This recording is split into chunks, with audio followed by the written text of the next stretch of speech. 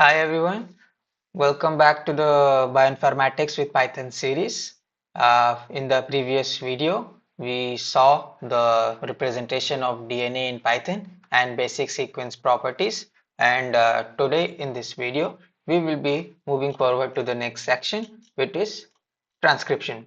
One of the most fundamental processes in biology is transcription, where a DNA sequence is used as a template to create an RNA sequence. The main difference is that in RNA, the base thymine is replaced with uracil. So we can simulate this process easily in Python using the replace method. So what we will do is something like this. Before that, let me show that we already have a sequence initiated here. We have a sequence like this already. So we will be using that only, right? So RNA sequence is equal to DNA sequence dot replace T with U. So what this will do is it will replace all the instances of T with U. So let's print that.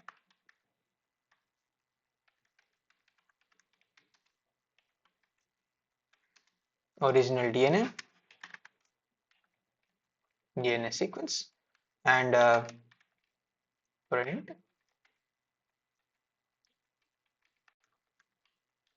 transcribed RNA is equal to RNA sequence, right? So let's try the run this uh, print. All right, here you have it. As you can see, all the instances of T have been replaced with U, as is what happens in transcription. And just like that, we have performed transcription. Every T has been replaced by a U, giving us the corresponding RNA sequence. Now, moving towards section 4, the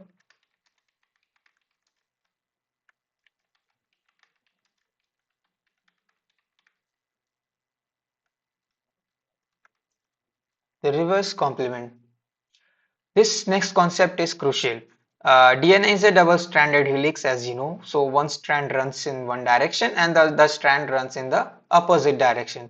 So adenine is one strand which always pairs with thymine, and the other guanine always pairs with cytosine, right? So if you have one strand, you can always figure out the other. This other strand is called the reverse complement. It's complementary because A pairs with T and G pairs with C. So it's reverse because it runs in the opposite direction. Let's write some code to find it for our sequence. All right. So what will happen is that we have something like this. Step 1, A binds with T, T binds with A, C binds with G, and G binds with C. All right. So we will create a dictionary first. Complement using the same rules that I showed you now.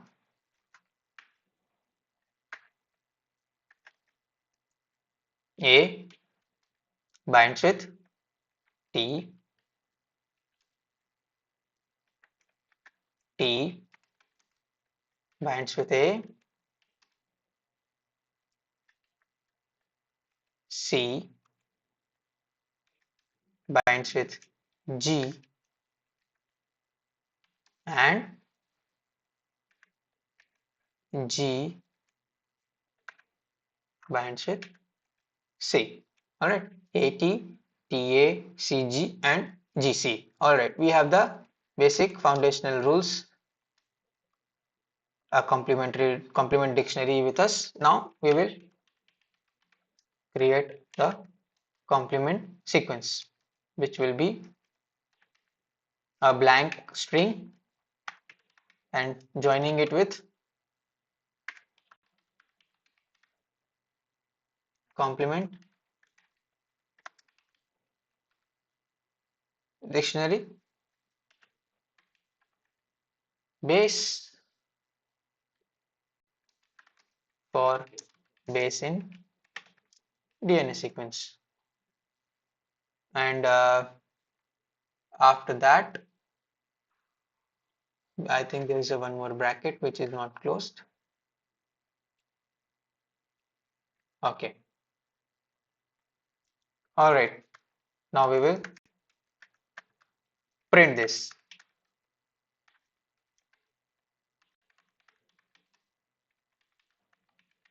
Original sequence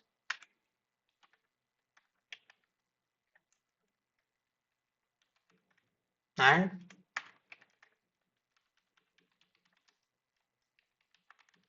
complement sequence.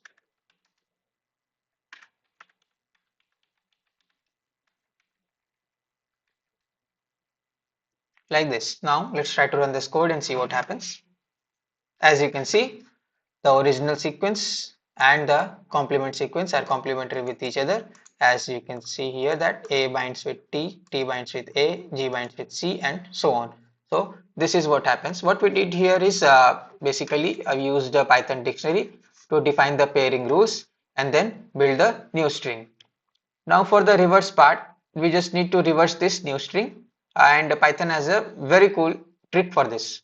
For that, what we will do is we will reverse the complement to get the reverse complement.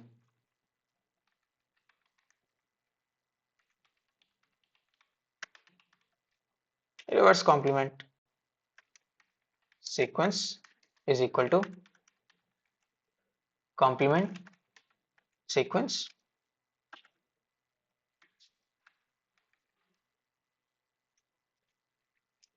Now we will print the original sequence.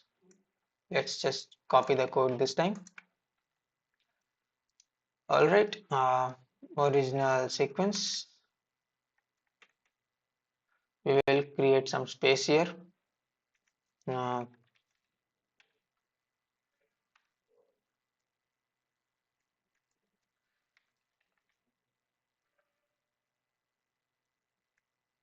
all right, and reverse complement sequence.